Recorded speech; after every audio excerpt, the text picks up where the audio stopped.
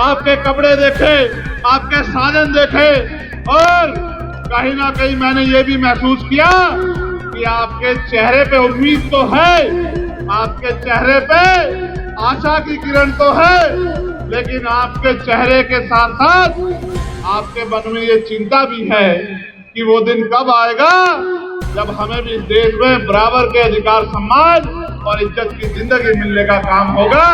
ये चिंता भी मैंने महसूस की। आप औरों को छोड़ो, अपने दिल पे हाथ रख के बताओ, क्या आप इस जिंदगी से खुश हैं? ये जो तमाम तरह के गैर बराबरी के जीवन को आप लोग जी रहे हैं, इस जीवन से आप लोग खुश हैं? अगर खुश नहीं हो तो इसको बदलने के लिए क्या कर रहे हो, ये भी मुझे बताओ। प्रयास कर रहे हो, नहीं कर रहे हो? मैं आपका ध्यान आकर्षित करूंगा। अब आप मेरी बात को बड़ी गौर से सुन रहे हो। ऐसे समय में मैं आपका ध्यान आकर्षित करता हूं। आपने वहां से यहां तक देखा कि सड़क के क्या हाल है? देखा है, नहीं देखा? क्या ये कच्ची रोड पक्की होनी चाहिए थी, नहीं पक्की होनी चाहिए थी? ये रोड पक्की क्यों नहीं है आपको पता है?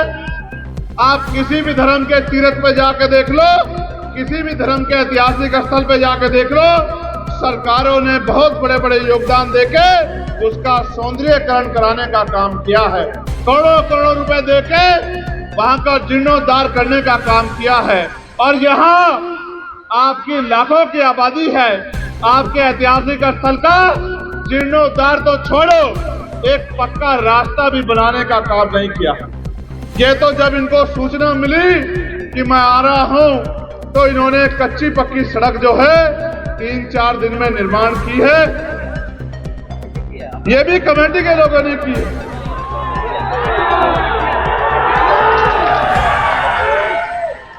कमेटी के लोगों के दृढ़ संकल्प को तो मैं जानता हूं कि कमेटी के लोग तो ये काम कर सकते हैं, क्योंकि वो मुझसे प्यार करते हैं और वो अपने कार्यक्रम को आयोजित करना जानते हैं। मैं तो ये भी जानता हूं कि ये जो पूरा तीर्थ है, इसको बनाने में एक एक पैसे का योगदान हमारे लोगों ने किया है। किसी और का कोई योगदान इस पैसे में, इस काम में नहीं। तो मैं आपकी क्षमता को तो मानता हूं, लेकिन आप ये सोचो, जैसे भी ट्रैक्टर लगा करके कच्ची रोड को बनवा लें। ये संजय मल्होत्रा कहाँ है? ये संजय मल्होत्रा कहाँ? इधर आओ, इधर आओ, इधर आ, इधर आ जल्दी। क्या जी है? मुखिया जी है।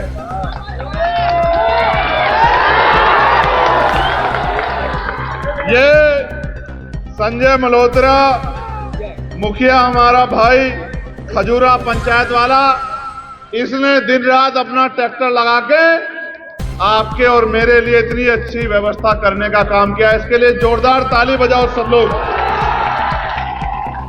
प्यारे साथियों, मैं आपको जगत गुरु सतगुरु रविदास जी महाराज के बारे में, उनकी वाणियों के बारे में कुछ बताना चाहता हूं। एक बार जगत गुरु सतगुरु रविदास जी महाराज जब अपनी स्थान पे बैठे हुए थे, ऐसे ही लोग जनता को उपदेश दे रहे थे, तो जनता के बीच से एक साथी खड़ा हुआ। उसने महाराज जी से पूछा कि महाराज जी, हम यहाँ मेहनत करते हैं, खून पसीना बहाते हैं, दिन रात संघर्ष करते हैं, फिर भी हमारे साथ जुल्म जाति अत्याचार क्यों होता है? हमारे साथ भेदभाव क्यों होता है? हमें सुख सुविधा का जीवन क्यों नहीं मिलता? तो जगत गुरु सतगुरु रविदास जी महाराज ने एक संदेश उनको देने का काम किया। वही संदेश मैं आपको यहाँ देने का काम कर रहा हूं। जगत गुरु जी ने कहा कि रविदास मानु सुखी बसन्नु, सूकर है तो खाओ, एक सु स्वराज माही, दूसर मरगट गांव।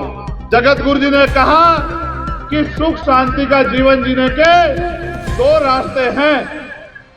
अगर जीते जी सुख शांति चाहिए तो स्वराज माही अपना राज लाओ, और अगर मरने के बाद चाहिए तो वो शमशान घाट और कब्रिस्तान में मिलेगा। अगर जीते जी इज्जत की जिंदगी चाहिए तो राजकाज लाओ। ये बात 600 साल पहले सदगुरु महाराज कह के गए।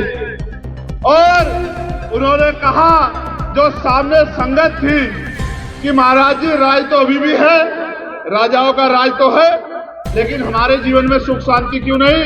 तो महाराज जी ने कहा कि ऐसा चाहूं राज में जहां मिले सबन्नु अन्न और छोट बड़े सब सम बसे, रविदास रहे प्रसन्न। कि राज भी नीति में होना चाहिए, ऐसा राज होना चाहिए जहां कोई छोटा बड़ा ना हो, जहां कोई ऊंच नीच ना हो, जहां कोई भय डर ना हो, जहां किसी का अपमान ना हो, सबको खाने के लिए अन्न की, तन ढकने के लिए कपड़े की, सर ढकने के लिए छत की, पीने के लिए पानी की और तमाम तरह की व्यवस्था सुख सुविधाएं हो। और ऐसे राज को उन्होंने नाम दिया, मैंने पार्लियामेंट में भी आपको बताया था कि उन्होंने कहा कि बेगमपुरा राज होना चाहिए। जब मैंने बात कही तो मुझे कई नेताओं ने पूछा कि भैया ये बेगमपुरा राज क्या होता है? तो मैंने उनको बताया कि बेगम का मतलब होता है बिना गम का राज, जहां किसी की जिंदगी में कोई गम ना हो। ये विचार 600 साल पहले जगत गुरु सदगुरु रविदास जी महाराज पूरी दुनिया को देके गए हैं। मुझे दुख के साथ कहना पड़ रहा है, जिनके यहाँ ऐसे कुल गुरु जन्मे हो, जिस देश में ऐसे संत जन्मे हो, उस देश में 80 करोड़ लोग रोटी रोटी के लिए मोहताज हो, ये चिंता का सबब है। उसका एकमात्र कारण ये है कि आज इस देश में बेगमपुरा राज नहीं है। जहां बेगमपुरा राज है वहां जनता खुशहाल है। इसी बात महाराज जी की इसी बात को बाबा साहब अम्बेडकर ने भी कहा। जो बात उन्होंने कही कि स्वराज माही, उसी को बाबा साहब अम्बेडकर ने भी कहा। बाबा साहब अम्बेडकर ने क्या कहा? Political power is the master की। राजनीतिक सत्ता सारे तालों की चाबी है। Political power is the master की, इट इज द मास्टर की by which can you open and each door of your success. अर्थात राजनीतिक सत्ता के जरिए आप अपनी सारी परेशानियों का हल कर सकते हो। मैं आपको इस धाम पे खड़े होकर चैलेंज से कह रहा हूं, आप राजनीतिक ताकत बना लो। जिस चीज की तरफ हाथ आप रख दोगे वो आपके चरणों में पड़ी होगी। इस बात का मैं आपको विश्वास दिलाता हूं।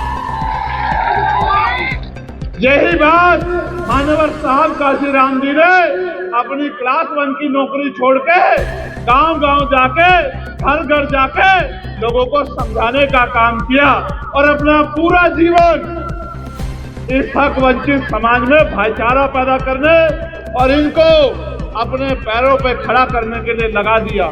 उन्होंने अपना पूरा जीवन बलिदान कर दिया, सब कुछ अर्पण कर दिया। बहुत बड़े पैमाने पे हम लोग सीख समझ नहीं पाए, उसके कारण आज भी हमारे बुरे हाल है। आप मुझसे प्यार करते हो नहीं करते हो? जरा हाथ उठा के बताओ। अगर आप मुझसे प्यार करते हो तो खुद से क्यों नहीं प्यार करते हो? जब आप खुद से प्यार नहीं करोगे तो मुझसे प्यार करने का क्या फायदा है?